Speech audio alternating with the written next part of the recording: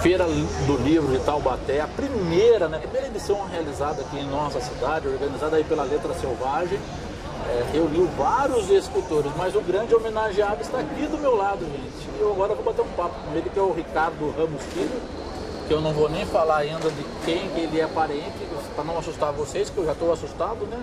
Mas a gente vai bater um papo, né? E eu gostaria de, primeiramente, aproveitar o gancho que o professor Pasquale deu, né, durante aqui o bate-papo com os estudantes, que ele disse que você é neto de um dos maiores escritores do planeta, né? Isso para você, quando criança e até hoje, dentro do seu processo criativo, dentro do seu desenvolvimento como escritor, como artista, te ajudou na carreira ou te assustou? Acho que os dois, né? Quando eu era mais novo, quando eu era mais...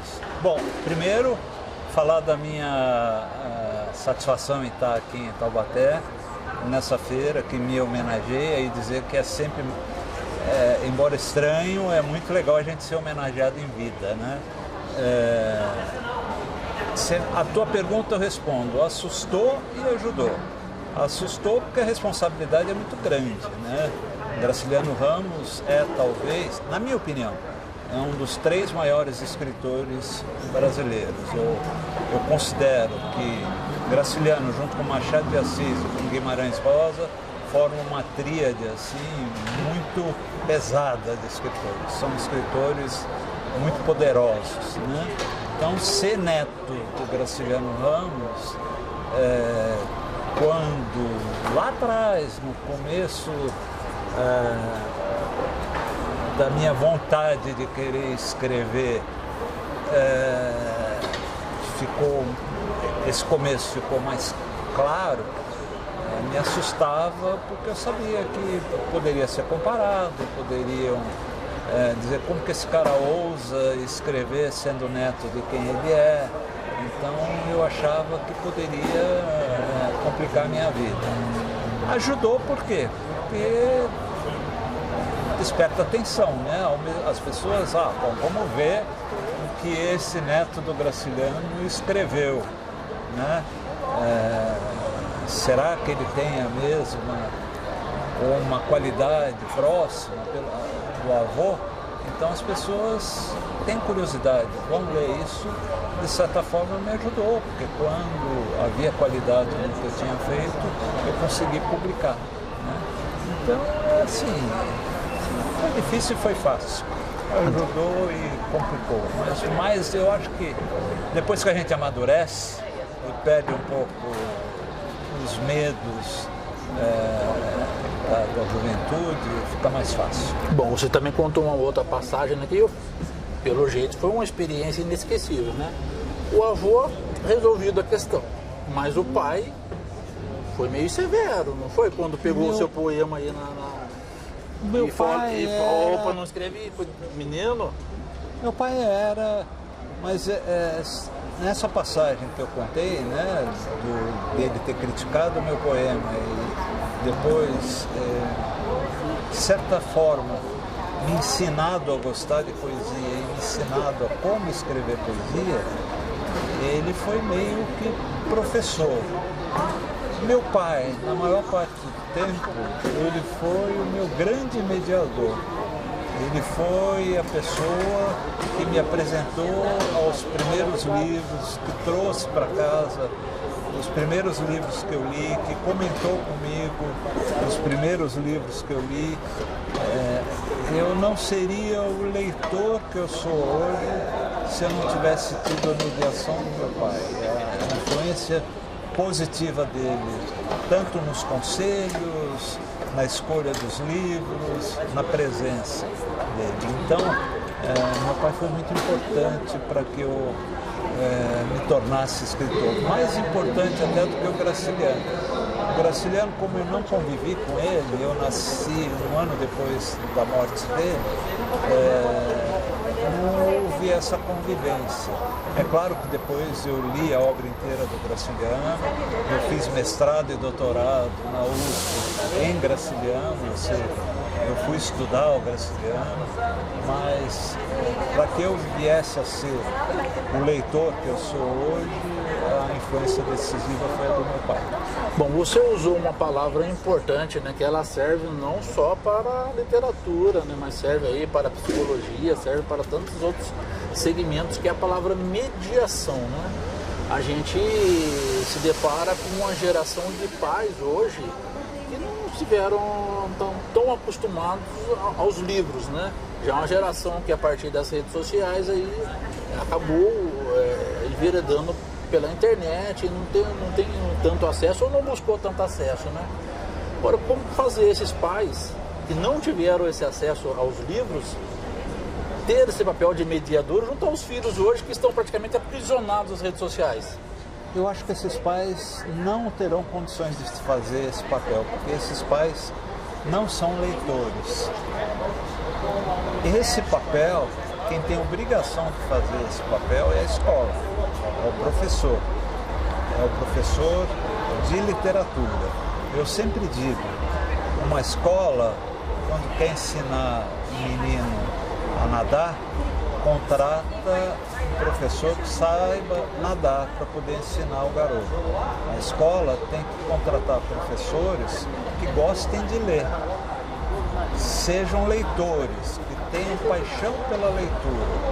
Se eles forem esse tipo de professor, eles vão conseguir passar para os alunos esse entusiasmo pela leitura. O papel é da escola. Os pais que não se habituaram a ler, que não têm paixão pela leitura, não tem como passar essa paixão para os filhos. A gente não passa para ninguém uma paixão que a gente não tem, né? Então, se ele encontrar, se as crianças, se os jovens encontrarem no caminho deles professores apaixonados pelo livro, pela leitura, eles se tornarão alunos apaixonados pelo livro, pela leitura. É difícil escrever para as crianças, escrever para os adolescentes. Você optou por esse público por quê? Onde você encontra a inspiração para escrever para eles? Eu acho que de maneira geral é difícil escrever, seja para criança, seja para adulto. Escrever não é uma coisa simples, né? Escrever requer muita dedicação, requer muita leitura, né? Nenhum escritor consegue ser um bom escritor se não for um excelente leitor. A leitura é que dá para nós condições de escrevermos bem. Então escrever é difícil, mas não é mais difícil escrever para criança do que é para adulto. A gente se perguntou onde a gente busca a inspiração.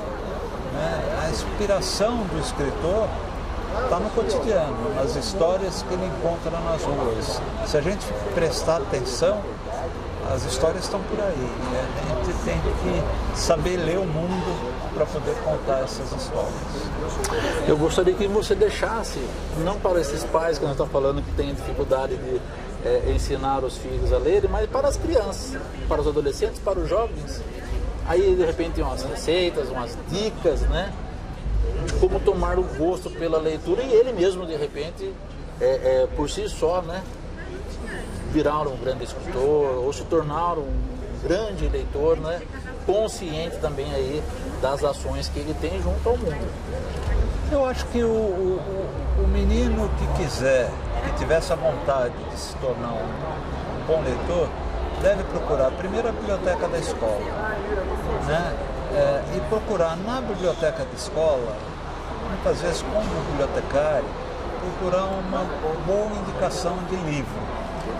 E aí enfrentar o livro, pegar esse livro, como tudo na vida, talvez o primeiro livro seja um pouco mais difícil, o segundo não vai ser tão difícil, o terceiro, cada vez mais ele vai perceber que naqueles livros ele vai encontrar um mundo novo, ele vai ficar muito parecido com viajar, com conhecer lugares novos, conhecer novas culturas, ele vai acabar se encantando com esse universo.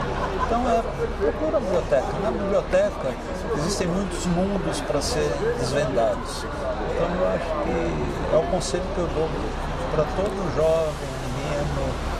Frequente a biblioteca da escola, é um lugar legal, um lugar bacana. Bom, nós falamos das redes sociais, mas você utiliza redes sociais para divulgar os livros, para conversar também com os leitores? Utilizo de uma maneira normal, como todo mundo. Eu acho que na vida, a gente, sabendo administrar o tempo, eu leio muito, eu falo isso, as pessoas se assustam. Eu leio de 3 a 4 livros por semana, né? Então eu encontro tempo para ler, para escrever, para fazer esporte, para as redes sociais. Se a gente administra bem o tempo, para cumprir as obrigações em casa, né? Comparecer em casa, sair com a minha mulher, passear. Se a gente souber administrar o tempo, dá para fazer tudo. Ricardo Ramos Filho, quero agradecer esse bate-papo que nós tivemos aqui para a nossa TV Cidade, nessa primeira FLIT, né, realizada aqui em Taubaté, pelo nosso amigo também em comum, Nicodemo Sena, e seja sempre bem-vindo aqui ao nosso município, né, e seja, sempre que estiver aqui, possa conversar também com os nossos telespectadores da nossa emissora. Para mim é um prazer muito grande, é uma emoção, né, estar numa feira que é de livros, com gente interessada por livros. Eu hoje vi aqui entusiastas da leitura, vi alunos, vi professores, estou vendo um monte de livro ali atrás. É o meu ambiente, onde tem livro eu fico à vontade. Tá bom? Direto da FLIT, em Taubaté, André Ferreira, com imagens de Cláudia Mello, produção do Jefferson Mello para a TV Cidade.